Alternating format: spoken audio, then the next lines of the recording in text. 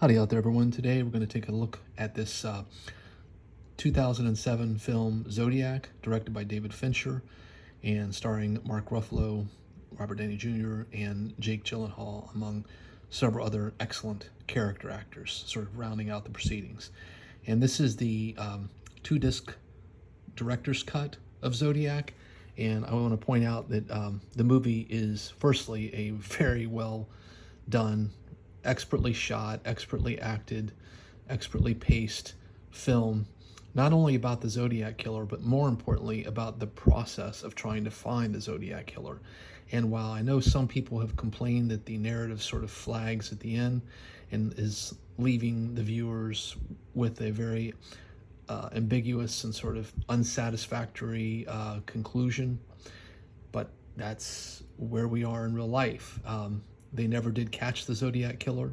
The authorities had some suspicions and some candidates that might have fit the bill, but sadly, one individual who was suspected of possibly being the killer had died of a heart attack, apparently, before ever really being looked at more closely.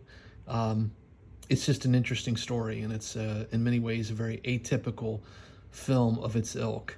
I think that you could point to this as being what I would argue is one of the most interesting ways of depicting a story about a serial killer. And, you know, right now, of course, there's a lot of heat in this genre with the Jeffrey Dahmer miniseries.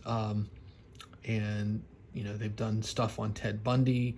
And while I think that, you know, there's always going to be some morbid fascination there, what I appreciate about Fincher's movie is that he hews very closely to the book written by Robert Graysmith, who was apparently a cartoonist at the San Francisco Chronicle during the case, and was, you know, hobnobbing with one of his colleagues who was one of the writers on the case, as well as working with one of the detectives who was assigned to the case over a number of years. And he was incredibly fastidious, and it consumed him. And the good thing is that at least he was able to sort of put down all of those thoughts and musings and ideas that he had over the years investigating this case into a compelling book that you know, again, largely just sticks right to the facts. And Fincher elected to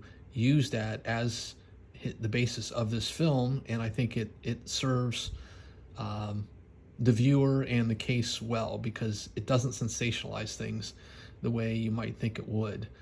It's certainly not looking to, you know, have some crowd-pleasing finale. If anything, you know, the frustration that the viewer feels is appropriate given the frustration that the authorities and Robert Graysmith have clearly, you know, undergone, given the years and years of effort they put into trying to find this killer, but never doing so. So again, I think that this is probably one of Fincher's best, if not his very best film. I think it's certainly one of his most mature, and is a flick that just is very enjoyable to watch. It's just fascinating, the procedural elements of the story. And while, you know, the first 45 minutes or so does provide you with a more kind of like docudrama sort of feel, where they show the killer, you know, killing some of his victims, and they're pretty harrowing scenes, very unsettling and pretty disturbing. The rest of the film sort of takes place around the process of trying to find this guy. And I think, again, this is definitely one of those excellent examples of how you can take a genre like the serial killer genre and do something sort of novel and fresh with it. I really do enjoy this flick, and I'm happy to report that the Blu-ray disc looks great, and there's some terrific special features on here, including some interesting behind-the-scenes footage on how they shot many of the scenes. There's actually a fair amount of visual effects on this film, but nothing that really stands out. It's just meant to sort of recapture, you know, late 1960s, early 70s San Francisco. And there's also some stuff in here about the case itself that is interesting too. But definitely recommend this film. I feel like it's a movie that is deserving of its kudos.